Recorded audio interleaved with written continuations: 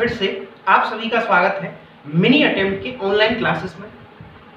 तो चलिए आज हम शुरू करते हैं class number 3 female reproductive system. इससे प्रीवियस क्लास में हमने पढ़ा था internal and external female genital area के बारे में। अगर आपने वो अभी तक नहीं देखी है तो पहले आप जाइए, पहले उन क्लासेस को देखिए, तब जाकर के आपको ये क्लास देखने में बड़ा ही इंटरेस्ट आएगा। और मैं कोशिश करता हूं कि आपको इजी वे में, बहुत इजी तरीके से चीज़ों को समझा सकूं। तो चलिए शुरू करते हैं हम आज की क्लास, जिसमें हम पढ़ने वाले हैं 3 चीज़ों के बारे में। पहला हम पढ़ेंगे ओवरी के बारे में, सेकंड हम पढ़ेंगे फैलोपियन ट्यूब के बारे में, और तीसरा हम पढ़ेंगे वजाइना के बारे में। तो चलिए शुरू करते हैं हम आज की क्लास ओवरी। तो फर्स्ट ऑफ ऑल हमें ये जानना पड़ेगा कि ओवरी क्या है। तो ओवरी एक प्राइमरी सेक्स ऑर्गन है। ओवरी क्या है? एक प्राइमरी सेक्स ऑर्गन है। अब जो प्राइमरी सेक्स ऑर्गन मैंने यहां पर क्यों लिखा, वो इसलिए लिखा क्योंकि sex organ are the 2 types. जो सेक्स ऑर्गन है वो 2 तरीके से होते हैं, 2 टाइप्स के होते हैं। एक होते हैं प्राइमरी सेक्स ऑर्गन और एक होते हैं सेकेंडरी सेक्स ऑर्गन। दोनों में डिफरेंस क्या है? प्राइमरी सेक्स ऑर्गन, वैसे अगर हम देखें तो प्राइमरी का मतलब पहले होता है, सेकेंडरी का मतलब बाद में होता है, लेकिन रिप्रोडक्टिव सिस्टम के केस में ऐसा नहीं है। प्राइमरी रिप्रोडक्टिव सिस्टम या प्राइमरी सेक्स ऑर्गन ऐसे सेक्स ऑर्गन होते हैं जो हेल्प करते हैं फॉर्मेशन ऑफ गैमीट्स में। It means primary sex organ are the sex organ that can help in formation of gamete। ऐसे सेक्स ऑर्गन जो गैमीट्स को बनाने में मदद करें, गैमीट्स को बनाने में हेल्प करें, उन्हें हम प्राइमरी सेक्स ऑर्गन कहते हैं। उन्हीं में से एक है ओवरी। जो ओवरी है वो फीमेल्स के अंदर, किनके अंदर? फीमेल्स के अंदर ओवा का निर्माण यानी ओवा या ओवम बनाने में ये हेल्प करता है। क्लियर? ऐसे ही अगर कोई आपसे मेल में पूछे, इन मेल, तो मेल के अंदर होता है टेस्टिस, जो कि एक प्राइमरी सेक्स ऑर्गन है जो स्पर्मेटोजोआ या स्पर्म बनाने में हेल्प करता है। यानी स्पर्मेटोजोआ या स्पर्म को फॉर्मेट करने में हेल्प करता है। इसीलिए ovary and testis both are the primary sex organ. Clear? चलिए अब हम बात करेंगे कि जो सेकेंडरी सेक्स ऑर्गन है वो क्या है। सेकेंडरी सेक्स ऑर्गन ऐसे ऑर्गन्स होते हैं जो कि टेस्टिस एंड ओवरी को छोड़ करके, माने जो रेस्ट ऑर्गन्स होते हैं फीमेल रिप्रोडक्टिव सिस्टम के, उन्हें हम क्या कहते हैं? Secondary sex organ. Means ovary female के अंदर, मेल के अंदर टेस्टिस, इनको छोड़ दिया जाए तो बाकी सभी ऑर्गन, चाहे मेल में हम देखें पेनिस हो, कॉपर्स ग्लैंड हो, बल्बोइरेक्टल ग्लैंड्स हो या सेमिनल वसाइकल हो, ये सारी चीजें ये सब सेकेंडरी में आती हैं। फीमेल के अगर अंदर देखें तो ओवरी को छोड़ करके uterus, vulva, vagina, fallopian tube, ये सभी ऑर्गन आते हैं सेकेंडरी सेक्सुअल ऑर्गन्स में। तो क्लियर? प्राइमरी सेक्स ऑर्गन्स क्या है? तो प्राइमरी सेक्स ऑर्गन्स ऐसे सेक्स ऑर्गन्स जो कि हेल्प करते हैं फॉर्मेशन ऑफ गैमीट्स में। गैमीट को बनाने के लिए या रिप्रोडक्टिव सेल को बनाने के लिए जो ऑर्गन हेल्प करते हैं उन्हें हम प्राइमरी सेक्स ऑर्गन कहते हैं। ये कई बार क्वेश्चन आ चुका है, तो आप इसे याद रखिएगा। चलिए अब हम नेक्स्ट बात करते हैं जो ओवरी है। ओवरी का नेक्स्ट फीचर क्या है?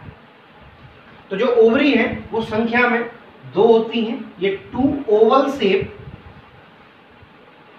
ऑर्गन होते हैं। ये क्या है? 2 ओवल शेप ऑर्गन हैं जो कि प्रेजेंट होते हैं। कहां प्रेजेंट होते हैं? ये प्रेजेंट होते हैं एब्डोमिनल कैविटी में। कहां प्रेजेंट होते हैं? एब्डोमिनल कैविटी में, lateral to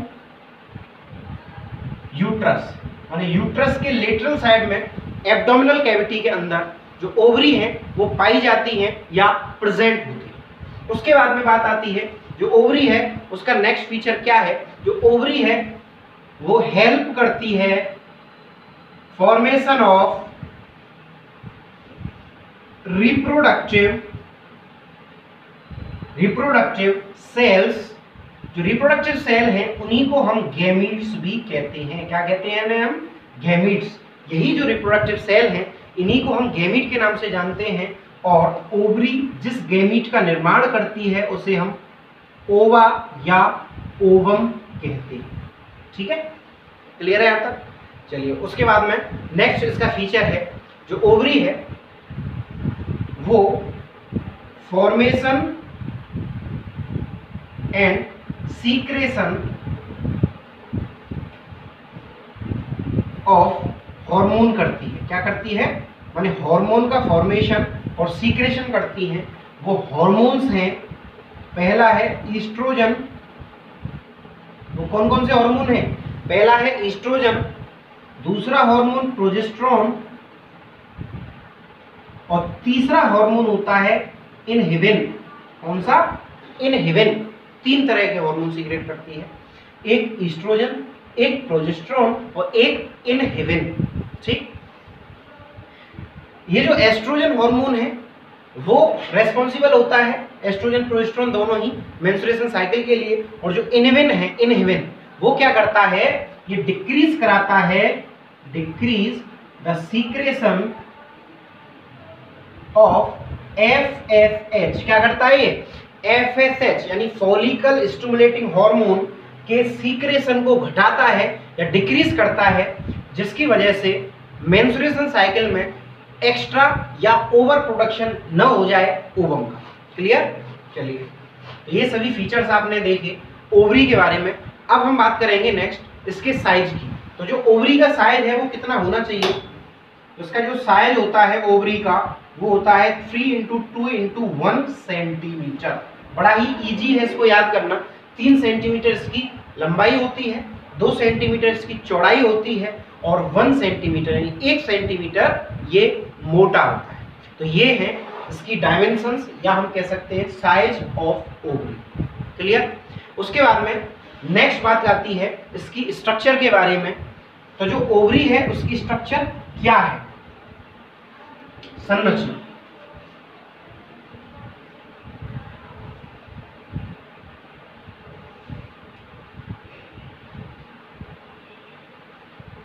structure of ovary.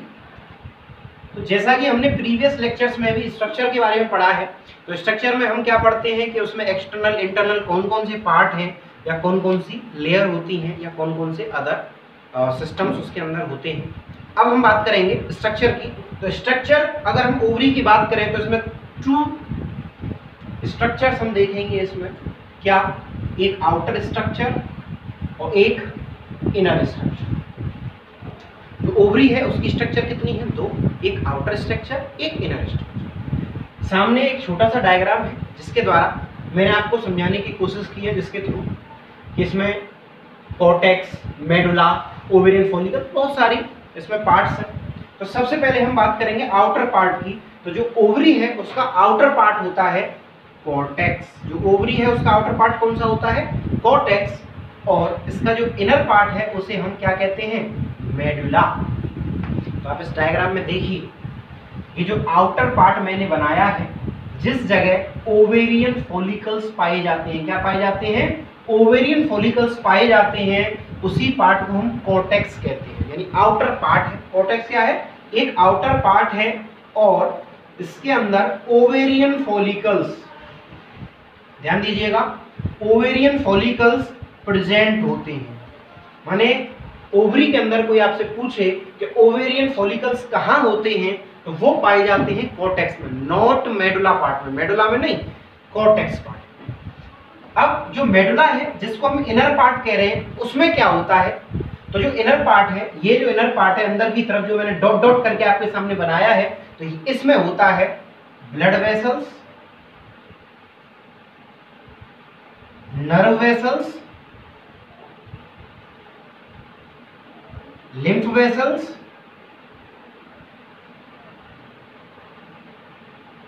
Etcetera.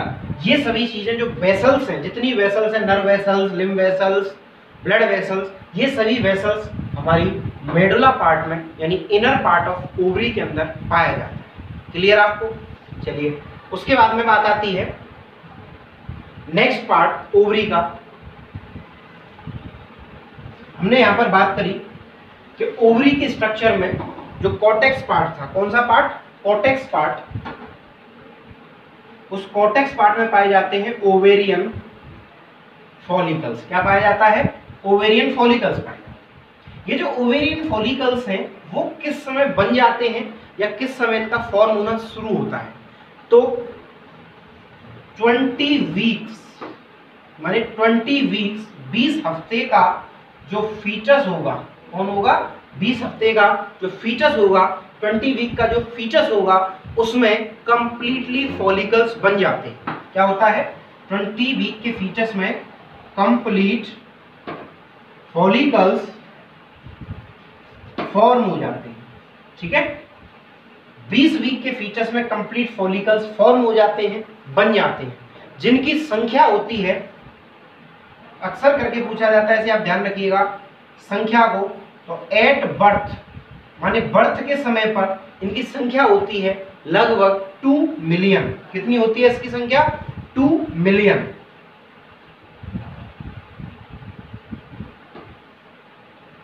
फिर पूछा जाता है एट 20 वीक्स। ये हमने अभी देखा कि 20 वीक पे पूरे कंप्लीटली बन जाते हैं, तो कितने बन जाते हैं? तो 20 वीक पे बनते हैं लगभग 7 मिलियन। तो कितना बड़ा अंतर आ गया कि 20 वीक पर 7 मिलियन और बर्थ के टाइम तक सिर्फ कितने रह जाते हैं? 2 मिलियन। 1 मिलियन बराबर 10 लाख होते हैं, लगभग 20 लाख ये रह जाते हैं एट द बर्थ। फिर एट द प्यूबर्टी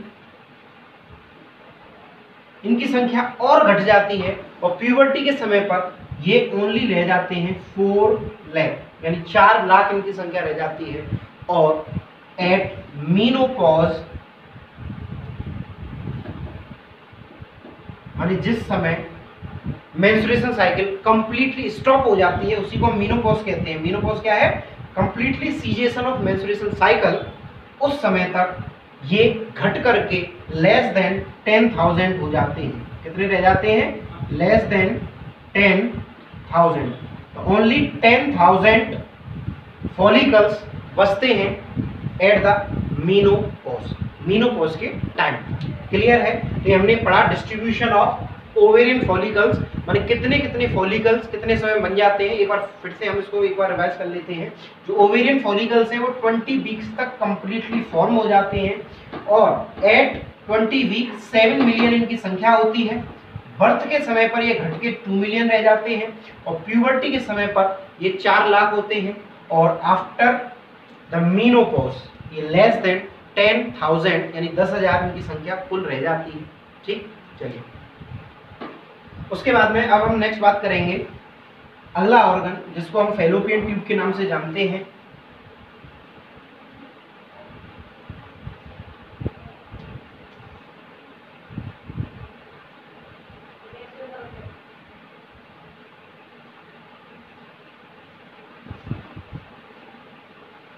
तो जो फैलोपियन ट्यूब है वो एक ट्यूब लाइक स्ट्रक्चर है, नाम से क्लियर हो रहा है, एक ट्यूब लाइक स्ट्रक्चर है जिसकी लंबाई लगभग 10 सेंटीमीटर मानी जाती है। कितनी होती है इसकी लंबाई?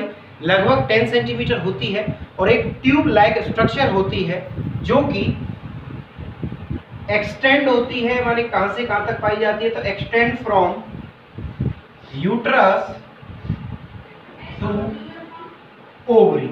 यूट्रस से लेकर के ओवरी तक ये एक ट्यूब लाइक स्ट्रक्चर है जो कि कनेक्ट रहती है। एक छोटा सा डायग्राम मैं इधर बना के आपको दिखाता हूं, जरा गौर करिएगा इस डायग्राम पर।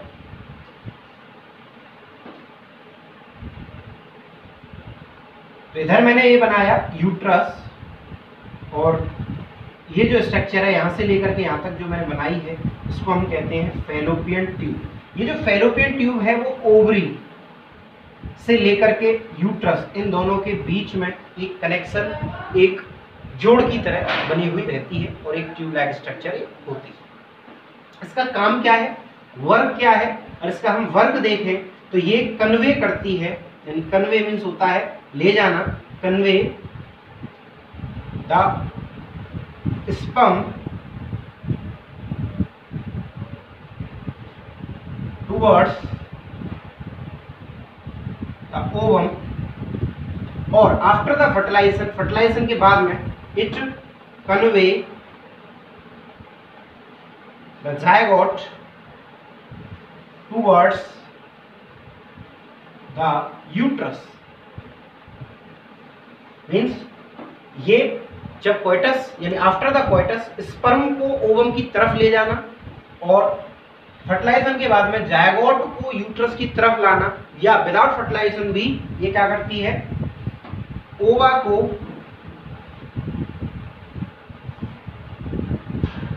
यूट्रस की तरफ लेकर के आती है।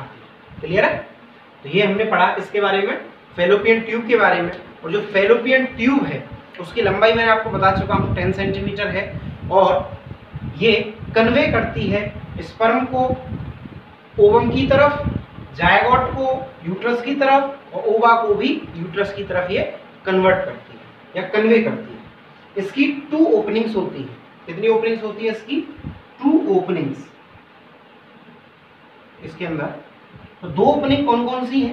पहली ओपनिंग होती है यूट्राइन ओपनिंग, और दूसरी ओपनिंग होती है इसमें एब्डोमिनल ओपनिंग। कितनी ओपनिंग है इसके अंदर? 2 ओपनिंग है, एक यूट्राइन और एक एब्डोमिनल ओपनिंग।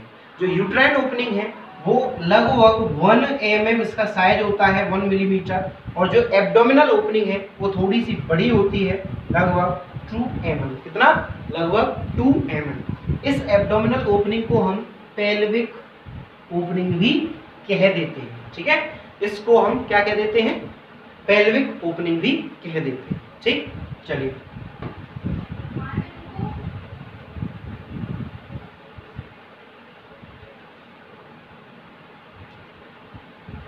अब बात आती है पार्ट्स की।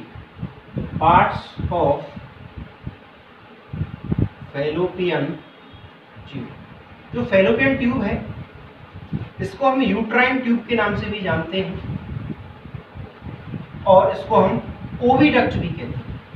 ओविडक्ट क्यों कहते हैं? कि आफ्टर द ओव्यूलेशन, ओव्यूलेशन के बाद में जब इस ओवरी से ओवम निकल करके फैलोपियन ट्यूब में आता है तो फैलोपियन ट्यूब इसको कन्वे करती है टुवर्ड्स द यूट्रस, तो इसलिए इसे हम ओविडक्ट के नाम से भी जानते हैं, माने ऐसी डक्ट जो ओवा को कन्वे करती है। ठीक है, तो अगर हम इसके पार्ट्स की बात करें तो जो फैलोपियन ट्यूब है उसके 4 पार्ट होते हैं। कितने पार्ट होते हैं इसके? फैलोपियन ट्यूब के 4 पार्ट्स होते हैं, जिसमें से फर्स्ट पार्ट होता है इसका इंट्राम्यूरल पार्ट। कौन सा? Intramural part. सेकंड पार्ट होता है इसका इस्थमस। क्या होता है? इस्थमस। और थर्ड पार्ट है इसका एम्पुला। क्या पार्ट है इसका? Third, ampulla. और फोर्थ पार्ट होता है इसका इनफंडीबुलम। इनफंडीबुलम। इसके कितने पार्ट हो गए? टोटल 4 पार्ट हो गए। कौन कौन से? इंट्राम्यूरल पार्ट, सेकंड है इस्थमस, थर्ड है एम्पुला, और चौथा है इनफंडीबुलम पार्ट। जो इंट्राम्यूरल पार्ट है उसको हम इंटरस्टिशियल पार्ट के नाम से भी जानते हैं। जो इंट्राम्यूरल पार्ट है उसे हम इंटरस्टिशियल पार्ट के नाम से भी जानते हैं। तो एक एक करके हम इन सभी पार्ट्स के बारे में पढ़ेंगे। अगर आपको यहाँ तक सारी चीज़ें क्लियर हो गई हो, समझ में आ गई हो, तो आप कमेंट करके भी बता सकते हैं कि आपको ये क्लास कैसी लग रही है। अगर आपको कोई भी डाउट रहता है या आपको कोई भी डाउट लगे कि कोई भी चीज़ हमें समझ में नहीं आई, तो उसे आप कमेंट के थ्रू पूछ सकते हैं और अपना कोई सजेशन भी दे सकते हैं क्लास के लिए। चलिए, तो सबसे पहले हम बात करेंगे इंटरस्टिशियल या इंट्राम्यूरल पार्ट के बारे में।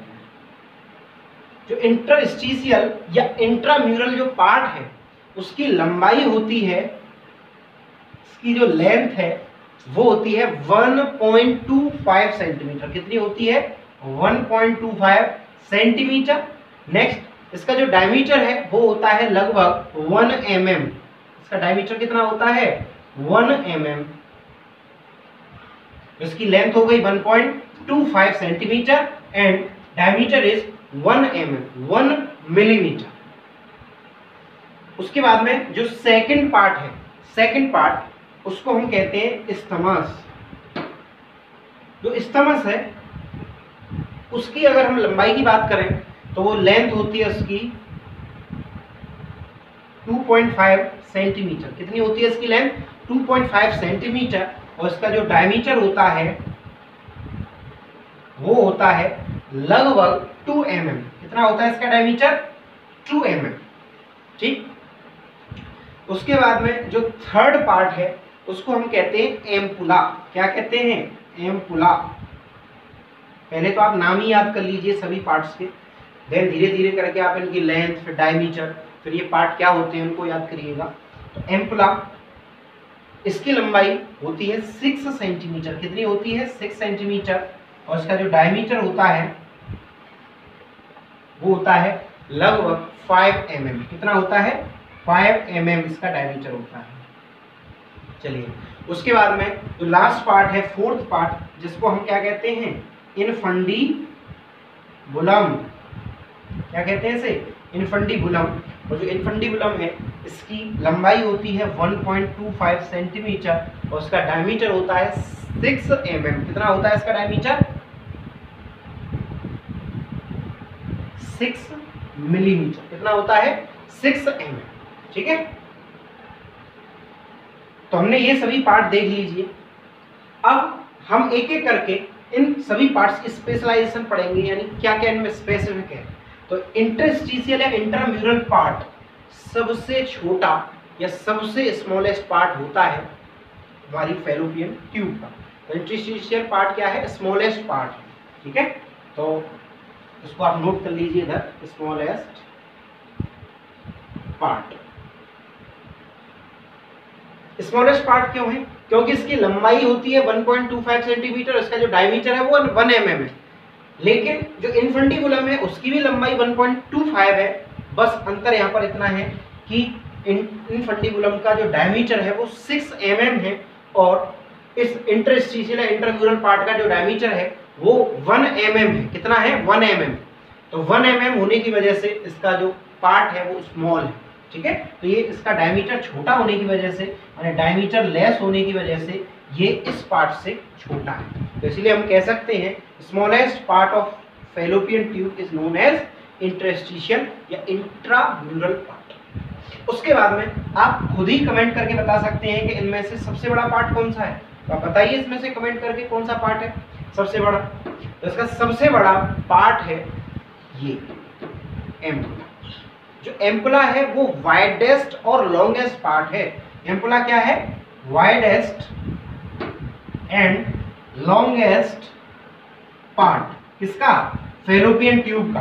फैलोपियन ट्यूब का सबसे वाइड माने सबसे चौड़ा और सबसे लॉन्गेस्ट पार्ट है। क्यों? Because of length and their diameter. इसका डायमीटर भी 5 mm है, उसकी लेंथ भी 6 सेंटीमीटर है, जो किसी की भी नहीं है। सबकी लेंथ 1.25 या किसी की 2.5 या किसी की 1.25 है, लेकिन इसकी अकेले की लंबाई होती है 6 सेंटीमीटर। तो इसलिए ये वाइडेस्ट एंड लॉन्गेस्ट पार्ट होता है। क्या होता है? Widest and longest part. ठीक है, चलिए, और दूसरी सबसे इंपॉर्टेंट इसका पॉइंट है, ये फर्टिलाइजेशन साइट होती है। ये क्या है? Site of fertilisation. ओवरी के अंदर या यूट्रस के अंदर कभी भी फर्टिलाइजेशन नहीं होता। इस बात को आप हमेशा याद रखिएगा, क्योंकि ओवरी से निकल करके ओवा आ जाता है फैलोपियन ट्यूब में। कहाँ जाता है? फैलोपियन ट्यूब में। और फैलोपियन ट्यूब इसे कन्वे करता है टुवर्ड्स द यूट्रस, यूट्रस की तरफ लेकर के जाता है। तो उसी दौरान अगर कोइटस होता है तो स्पर्म फैलोपियन ट्यूब के एम्पुलरी पोर्शन पर, किस जगह? एम्पुलरी पोर्शन या वाइडेस्ट या लॉन्गेस्ट पार्ट पर ही फर्टिलाइजेशन हो जाता है। तो हमेशा याद रखिएगा, फर्टिलाइजेशन हमेशा फैलोपियन ट्यूब के एम्पुला पार्ट पे होता है, ना ओवरी के अंदर होता है, ना यूट्रस के अंदर होता है। लेकिन जब फर्टिलाइजेशन के बाद में जायगोट बन जाता है, फर्टिलाइजेशन के बाद में क्या होगा? फर्टिलाइजेशन के बाद में जायगोट बनेगा। तो जो जायगोट है वो कभी भी फैलोपियन ट्यूब के अंदर नहीं रहेगा, फिर वो कन्वे होगा, माने जाएगा जो कि मैंने अभी फंक्शन में बताया था, यूट्रस की तरफ, और यूट्रस के अंदर वो हो जाएगा इम्प्लांट। क्या हो जाएगा यूट्रस के अंदर? इम्प्लांट हो जाएगा, माने वो उसके अंदर पूरे 9 मंथ्स के लिए रहेगा। ठीक, चलिए उसके बाद में आता है नेक्स्ट इसका जो पार्ट है इनफंडिबुलम। ये इनफंडिबुलम की लंबाई हमने पढ़ी 1.25 सेंटीमीटर और डायमीटर पड़ा इसका 6 mm। कितना पड़ा? 6 mm। तो ये क्या है? एक फनल शेप पार्ट होता है। कैसा होता है ये? एक फनल शेप पार्ट होता है। कैसा पार्ट होता है ये? एक फनल शेप पार्ट होता है और ये लेटरल एंड पर पाया जाता है। किधर होता है ये?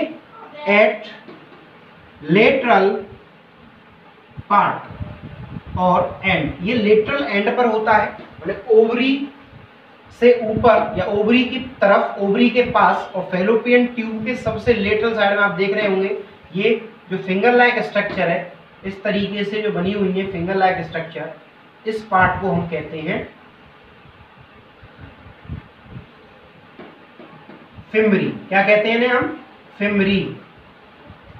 ये जो फिमरी पार्ट है वो इनफंडिबुलम पर ही पाया जाता है, जिनकी संख्या 16 से 20 होती है।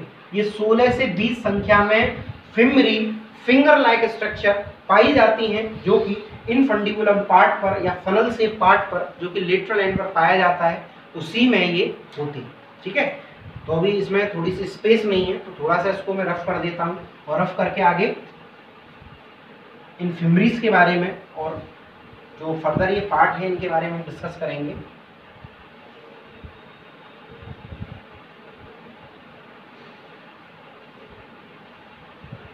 तो मैं उम्मीद करता हूँ अभी तक आपको पार्ट्स तो याद हो गए होंगे, इसके अंदर जो 4 पार्ट हैं वो कौन कौन से हैं। तो जो लास्ट पार्ट हम पढ़ रहे थे इनफंडिबुलम, जो इनफंडिबुलम था उसमें फिमरीज पाई जाती हैं। क्या पाया जाता है? फिमरी। क्योंकि इनफंडिबुलम एक लेटरल पार्ट है जो कि लेटरल एंड पर पाया जाता है फैलोपियन ट्यूब के। ठीक है, तो जो फिमरी है वो क्या है? फिमरी फिंगर लाइक स्ट्रक्चर है। क्या है ये? फिमरी फिंगर लाइक उंगली नुमा संरचना है, जो कि संख्या में 16 से लेकर के 20 ये एक इनफंडिबुलम पार्ट पर ये स्थित होती हैं या ये पाई जाती है। Clear?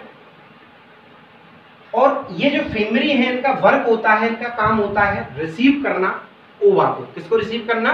After the ovulation, ovulation के बाद में ये ओवा को रिसीव करती है, माने लेने का ये काम करती है। ठीक है, उसके बाद में बात आती है, और कहीं कहीं किसी किसी बुक में आपको ये देखने को मिलेगा 20 से लेकर के 25 तक भी इनकी संख्या लिखी हुई होती है। ठीक है, तो आप दोनों को ही याद कर सकते हैं, लेकिन 16 से 20 आप इसको याद रखिए। ठीक है, चलिए अब बात आती है स्ट्रक्चर की। इसकी बात स्ट्रक्चर की, स्ट्रक्चर ऑफ फैलोपियन ट्यूब। जो फैलोपियन ट्यूब है, या जिसको हम ओविडक्ट भी कहते हैं, या इसको हम यूट्राइन ट्यूब भी कहते हैं, उसकी स्ट्रक्चर में हम क्या क्या पढ़ेंगे या क्या क्या इसकी स्ट्रक्चर है। तो इसके अंदर भी 3 लेयर ऑफ टिश्यू यानी 3 लेयर्स ऑफ टिश्यू पाए जाते हैं। कितनी लेयर होती है इसके अंदर? 3 लेयर। कितनी? 3, जिसमें से आउटर, मिडिल और इनर 3 लेयर है। आउटर है, मिडिल है और इनर है। जो आउटर लेयर है उसको हम सीरस मेम्ब्रेन, तो आउटर मेम्ब्रेन है वो कैसी होती है? सीरस मेम्ब्रेन होती है, जो कि पेरिटोनियम का फोल्ड होता है या पेरिटोनियम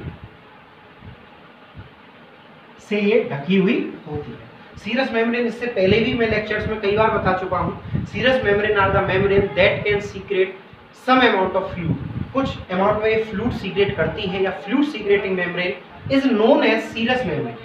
तो जो पेरिटोनियम है वो भी एब्डोमिनल कैविटी की सीरस मेम्ब्रेन के अंदर आती है। नेक्स्ट है मिडिल लेयर, माने बीच की जो लेयर है वो मस्कुलर लेयर होती है। जो बीच की लेयर है वो कैसी लेयर होती है? मस्कुलर लेयर होती है। इसके अंदर मसल्स पाई जाती हैं, और जो मसल्स हैं वो 2 तरीके की होती हैं, एक लॉन्गिट्यूडिनल और एक मसल्स होती हैं सर्कुलर मसल्स। भाई एक होती है लॉन्गिट्यूडिनल और दूसरी मसल्स होती हैं सर्कुलर मसल। तो जो लॉन्गिट्यूडनल है, लॉन्गिट्यूडनल माने ऐसी मसल जो लंबाई में पाई जाती हैं, और सर्कुलर जो गोलाई में यानी सर्कल शेप में ये पाई जाती हैं। और दोनों ही मसल्स हेल्प करती हैं मूवमेंट में। किसमें हेल्प करती है? ये दोनों ही मसल्स हेल्प करती हैं मूवमेंट में, जिस मूवमेंट को हम कहते हैं पेरिस्टॉलसिस मूवमेंट। कौन सा मूवमेंट होता है ये? पेरिस्टॉलसिस मूवमेंट। और ये पेरिस्टॉलसिस मूवमेंट होता है वर्म की तरह, माने केंचुए की तरह गति होती है, जिसका ये फायदा है कि ये ओवा को, हिंदी में लिख देता हूं, ओवा को ओवरी से यूट्रस तक कन्वे करता है। क्या करता है? ओवा को ओवरी से यूट्रस तक कन्वे करता है, ले जाने का काम करता है इसी मूवमेंट की सहायता से, जो कि इन मसल्स के द्वारा, स्मूथ मसल्स के द्वारा होता है, जो लॉन्गिट्यूडनल और सर्कुलर मसल्स होती है। ठीक है, अब बात आती है जो इनर लेयर है, इनर लेयर फैलोपियन ट्यूब की, वो इनर लेयर क्या है और किससे मिलकर के बनी हुई होती है? तो इनर लेयर होती है सीलिएटेड कॉलमनर एपिथेलियम टिश्यू की। कई बार ये क्वेश्चन पूछा जाता है, कई बार, इसको आप याद रखिएगा। कौन सी? Ciliated columnar epithelium tissue. जैसा कि आप जानते ही होंगे, एपिथेलियम टिश्यू 4 टाइप्स के होते हैं, जिनमें से एक होता है सीलिएटेड कॉलमनर एपिथेलियम टिश्यू। तो सीलिएटेड कॉलमनर एपिथेलियम टिश्यू कैसे होते हैं? ये सीलिया जैसी स्ट्रक्चर होती है। अगर मैं इसको ड्रॉ करने की कोशिश करूं तो ये फैलोपियन ट्यूब है, और फैलोपियन ट्यूब के अंदर कुछ हेयर लाइक स्ट्रक्चर इस तरीके से पाई जाती हैं। ये हेयर लाइक स्ट्रक्चर लगातार मूवमेंट करती रहती हैं बिकॉज ऑफ पेरिस्टॉलसिस मूवमेंट। तो इस मूवमेंट की वजह से बार बार हेयर लाइक स्ट्रक्चर्स मूवमेंट करती रहती हैं। इन्हीं को हम क्या कहते हैं? सीलिया। और जो सीलिया है उनका फंक्शन होता है मूवमेंट कराना। ये किसका मूवमेंट कराएंगी? जो ओवा है उसको मूवमेंट कराती है। ठीक है, तो ये क्या है? हेयर लाइक स्ट्रक्चर सीलिया, जो कि सीलिएटेड कॉलमनर एपिथेलियम टिश्यू से मिलकर के बना हुआ होता है। इसके अलावा जो सीलिएटेड एपिथेलियम टिश्यू है वो रेस्पिरेटरी ट्रैक्ट में भी पाए जाते हैं। ठीक है, चलिए, तो ये बात हो गई हमारी सेकंड ऑर्गन, आज के सेकंड ऑर्गन फैलोपियन ट्यूब के बारे में। अब हम बात करेंगे आज का, या हम कहें आज की इस क्लास का, फीमेल रिप्रोडक्टिव सिस्टम क्लास का एक आखिरी ऑर्गन, जो कि इंटरनल फीमेल जेनिटल एरिया के अंदर ही आता है, जिसको हम कहते हैं वजाइना। क्या कहते हैं उसे हम? वजाइना।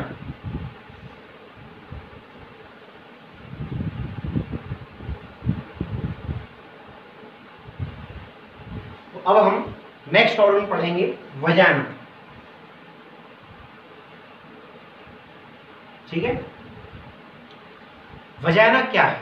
वजाइना भी एक ट्यूब लाइक स्ट्रक्चर होती है, माने होलो मस्कुलर ट्यूब लाइक स्ट्रक्चर। ये क्या है? एक होलो, या हम कह सकते हैं इसे fibro muscular tube like structure. ये क्या है? एक fibro muscular, fibro means fibrous tissue, और मस्कुलर आप जानते ही हैं मसल्स, माने फाइब्रस टिश्यू और मसल से मिलकर के एक ट्यूब, एक नलिकाकार यानी ट्यूब जैसी संरचना, एक स्ट्रक्चर ये बनती है। इसे हम क्या कहते हैं? वजाइना कहते हैं। क्या कहते हैं? वजाइना कहते हैं। और ये इंटरनल फीमेल रिप्रोडक्टिव सिस्टम का ही पार्ट है। कभी कभी कई सारे स्टूडेंट्स इसको एक्सटर्नल फीमेल जेनिटल एरिया में रखते नहीं, गलत है। इंटरनल फीमेल जेनिटल एरिया का ये पार्ट है, और ये इंटरनल रिप्रोडक्टिव ऑर्गन, शॉर्ट में लिख दिया है, रिप्रोडक्टिव ऑर्गन को एक्सटर्नल रिप्रोडक्टिव ऑर्गन, या जिनको हम कहते हैं वल्वा, क्या कह सकते हैं? वल्वा से कनेक्ट करने का काम या जोड़ने का काम ये आपस में करता है। माने इंटरनल जो यूट्रस है उसको जोड़ता है एक्सटर्नल वल्वा से, एक्सटर्नल पार्ट से। वल्वा जब मैंने आपको पढ़ाया था तो उसमें बताया था वजाइनल ओपनिंग, तो वो वजाइनल ओपनिंग इसी वजाइना की या वजाइनल ट्यूब की। क्लियर? चलिए उसके बाद में अब बात आती है जो वजाइना है, वजाइना वो किस तरीके से सिचुएटेड होती है। तो ये वजाइना सिचुएटेड होती है ऑब्लिकली। कैसे सिचुएटेड होती है? ऑब्लिकली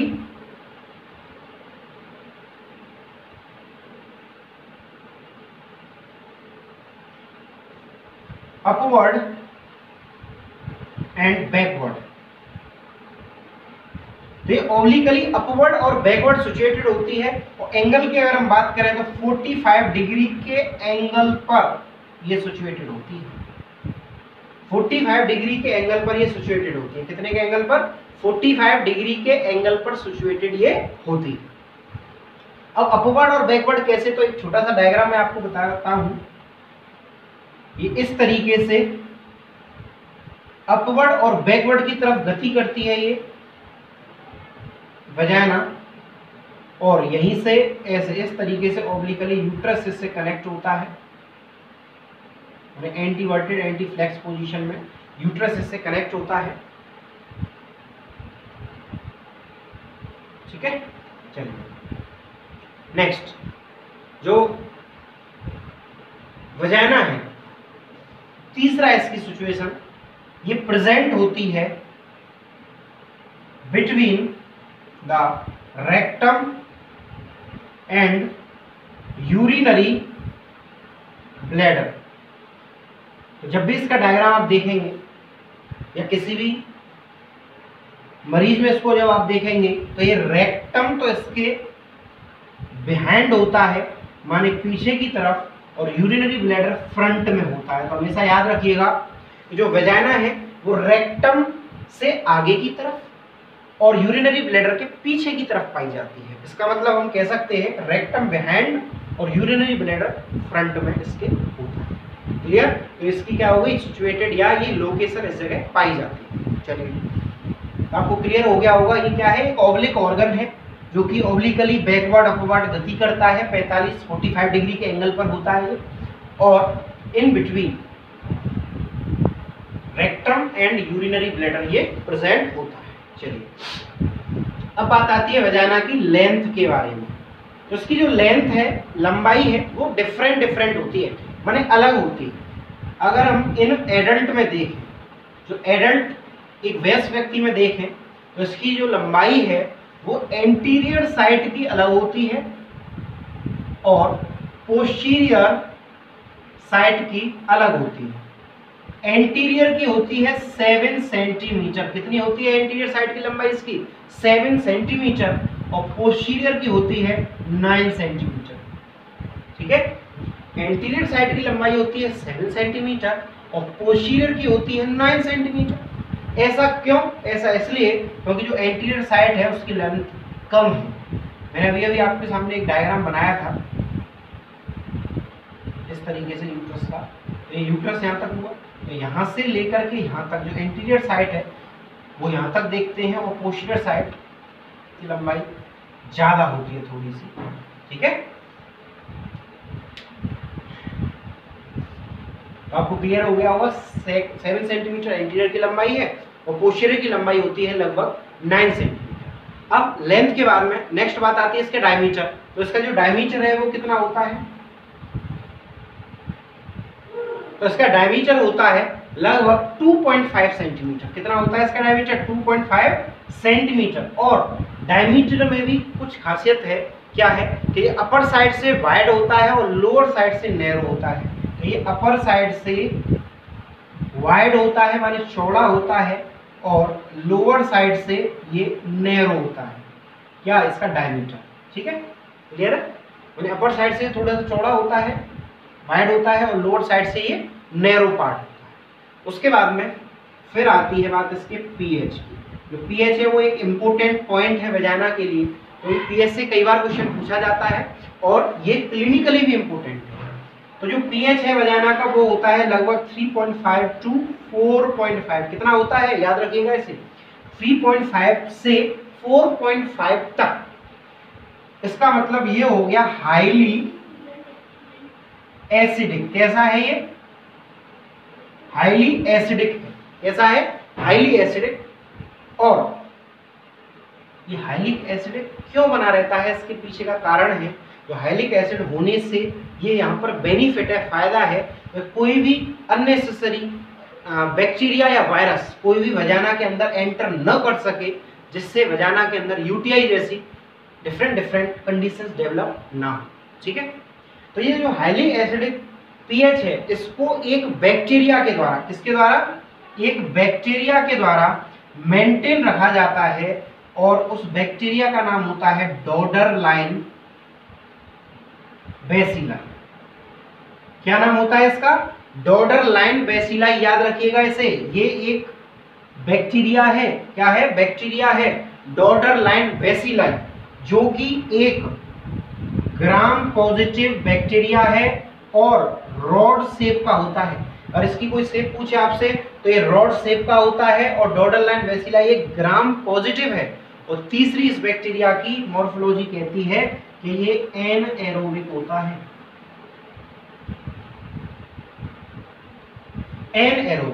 एनएरोबिक का मतलब होता है ये अवायवीय, माने एब्सेंस ऑफ O2 में ये सरवाइव करता है, ऑक्सीजन की अनुपस्थिति में। अगर ऑक्सीजन मिलेगी तो ये डिस्ट्रॉय हो जाएगा, माने ये डिसअपीयर हो जाएगा। ठीक है, तो इस बैक्टीरिया का क्या फायदा हुआ यहाँ पर? इसका फायदा हुआ कि ये जो एक्स्ट्रा जो अदर बैक्टीरिया हैं जो वजाना के अंदर डिजीज कर सकते हैं, डिजीज कॉज कर सकते हैं, तो उनसे ये प्रिवेंशन करता है, और जिसकी वजह से यानी इस डॉर्डरलाइन बेसिलाई की वजह से 3.5 से 4.5 जो कि हाईली एसिडिक पीएच है वो मेंटेन रहता है। अब बात आती है कि डॉर्डरलाइन बेसिलाई होता कब से है, यानी कब से प्रेजेंट होता है? तो at the time of birth से ही होता है, लेकिन ये बाद में डिसअपीयर हो जाता है। फिर ये आता कब है? तो at the time of puberty. तो प्यूबर्टी के समय पर ये एराइज होता है, माने अपीयर हो जाता है। प्यूबर्टी के समय पर जब मेंस्ट्रुएशन साइकिल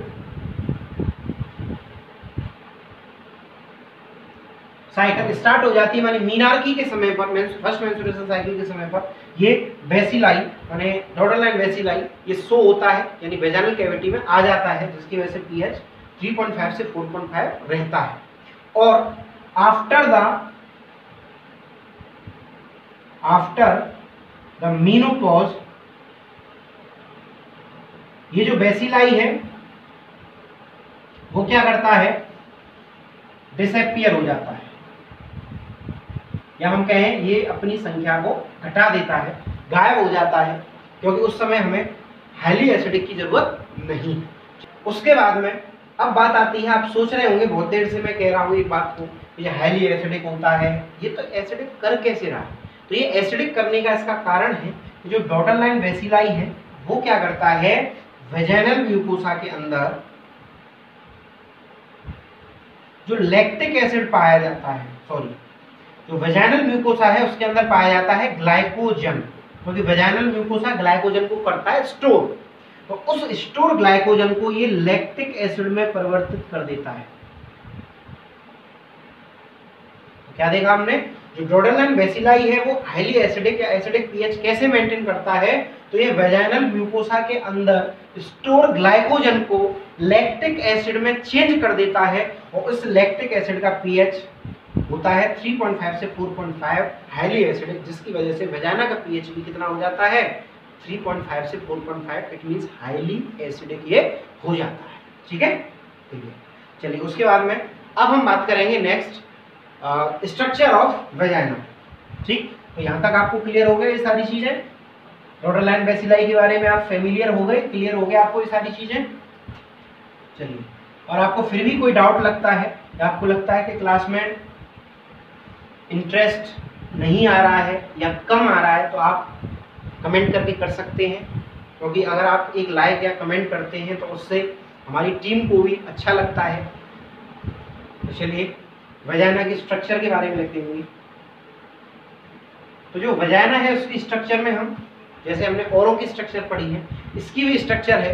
तो वजाइना 3 लेयर ऑफ टिश्यू से मिलकर के बनी हुई होती है। कितने layer of tissue? 3 layer of tissue. 3 layers में कौन कौन सी आती हैं? जिनमें से सबसे पहली वही सेम आउटर सेकंड मिडिल और थर्ड है इनर लेयर। तो जो आउटर लेयर है, आउटर लेयर वो बनी हुई होती है एरियोलर टिश्यू से। किससे? एरियोलर टिश्यू से, जिसे हम एडवेंटिशिया भी कहते हैं। ठीक है, आउटर लेयर को हम एडवेंटिशिया के नाम से भी जानते हैं। उसके बाद में बात आती है मिडिल लेयर। जो मिडिल लेयर है वो कैसे मिलकर के बनी हुई है? तो ये स्मूथ मसल से मिलकर के बनी हुई होती है। मैंने आपको शुरुआत में बताया था vagina is a fibromuscular tissue. तो जो स्मूथ मसल्स है, इसकी वजह से मैंने कहा था मस्कुलर टिश्यू होते हैं इसके अंदर, तो ये स्मूथ मसल से मिलकर के बनी हुई होती है। और जो इनर लेयर है वो बनी हुई होती है स्ट्रेटिफाइड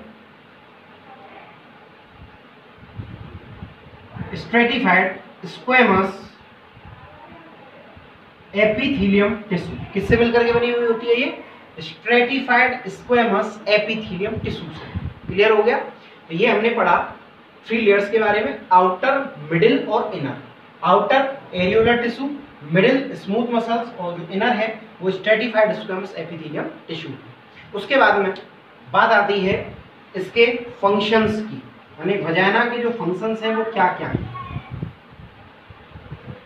तो जो वजाइना है उसका फंक्शन, सबसे पहला फंक्शन तो यही होता है ड्यूरिंग क्वाइटस ये रिसीव करता है पेनिस को, receive the penis during coitus.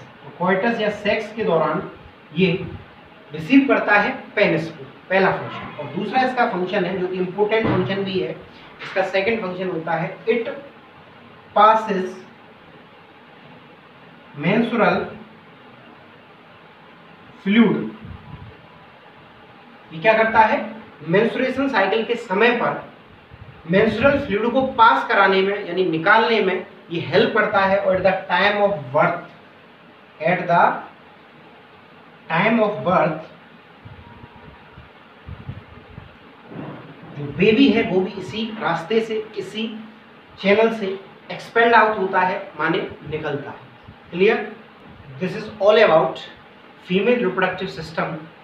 तो आज तक हमने पढ़ा 3rd क्लास में इंटरनल फीमेल जेनिटल एरिया के ऑर्गन्स, फैलोपियन ट्यूब, ओवरी और वजाइना के बारे में। इससे प्रीवियस क्लास जो कि क्लास 2nd थी उसमें हमने पढ़ा था यूट्रस के बारे में। और उससे पहले भी जो 1st क्लास थी उसमें हमने पढ़ा फीमेल एक्सटर्नल जेनिटल एरिया या बल्बा के बारे में। तो इसी तरीके से हमें आप सपोर्ट करते रहिए। जल्दी हमारे जो चैनल है उसके 1K सब्सक्राइबर कंप्लीट होने वाले हैं। तो आप इसी तरीके से हमारे मिनी अटेम्प्ट ई क्लासेस को सब्सक्राइब करें और जो अदर फ्रेंड्स हैं अपने उनके पास में शेयर करें। और साथ ही जो हमारी क्लासेस हैं उनका आप जरूर रेस्पॉन्स करें। अगर आपको अच्छा लगता है तो पॉजिटिव रेस्पॉन्स दें, और अच्छा नहीं लगे तो आप नेगेटिव रेस्पॉन्स भी दे सकते हैं, जिससे हम अपने आप में सुधार कर सकें। ठीक है, थैंक यू। मेडिकल से रिलेटेड अच्छे लेक्चर्स पाने के लिए हमारे चैनल मिनी अटेम्प्ट्स को सब्सक्राइब करें, लाइक करें, शेयर करें।